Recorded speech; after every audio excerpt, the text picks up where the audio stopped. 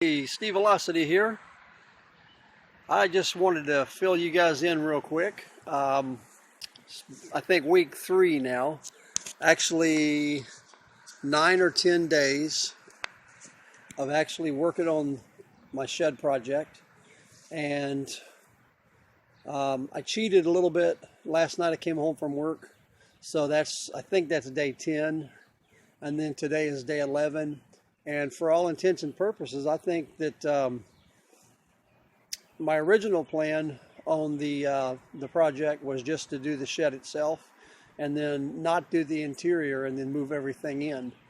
But this thing has gone so well that I decided to go ahead and do the inside too. However, that part of the project's going to have to wait until I get through some overtime at work. So where we're at is everything is done on the exterior of the shed, the painting, the trim out, the roof, the dry in, everything. And the only thing left to do is the ramp for my riding lawnmower. And that's probably going to get done tomorrow. So that's a pretty easy project. I have to think it through a little bit. So anyway, without further ado, for those who are interested in the way this pallet build went, here she is. Okay, you'll see what I did is I changed my mind. I was going to go ahead and go with the green and brown trim, but as I began to look at paints out there, I realized, my God, they're so expensive. So I decided that the best route for me and the best price point for a shed would have just been barn and fence paint. So you can get a gallon of that for like $14.83 at Home Depot. And I went ahead and decided to get 2 gallons. Right now I've got 1.5 gallons of the red invested. Probably going to put another coat on the actual plywood itself. I don't know if it needs it. And the white was just in the trim. So it's pretty much where I spend all my time. I'll just kind of give you a walk around a little bit.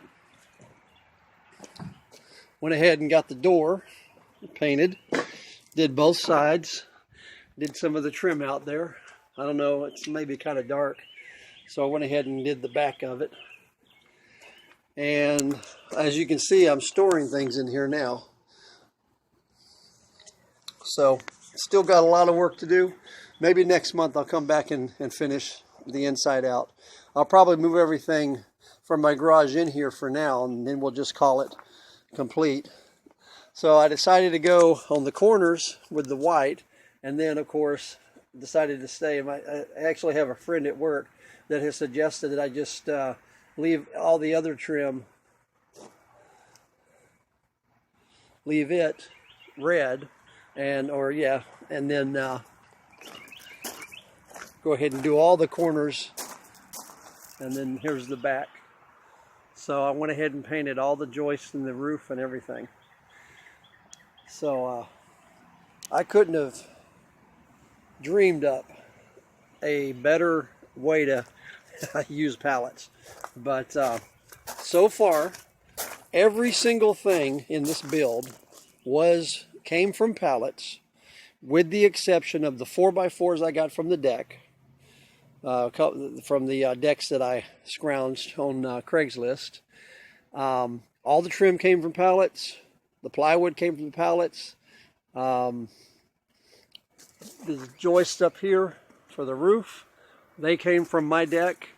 Then of course I had to buy the tin, the roofing, and the tar paper, or the felt. I had to buy that brand new. And the door was from plywood and from the deck. And that's about it. I mean, for the most part, I think I spent, let's just say, the tools that I bought a couple brand new tools that I need to do the job. And I went ahead and, so, you know, that was $100 right there. So I'll include that in the cost, even though I can use that later. You build something, you get to buy new tools. It's awesome. So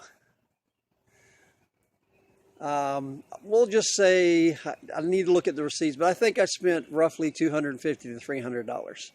And that's just a guesstimate between the fasteners and the felt and, you know, the screws and nails and all the, and of course the paint. I think I spent $65 total for 3 gallons of paint or something like that, including tax.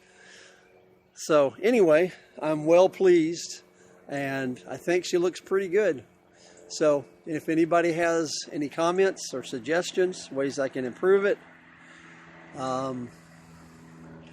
definitely let me know and share with me your building projects. Okay, guys. Well, you guys have a great rest of the weekend and don't work too hard.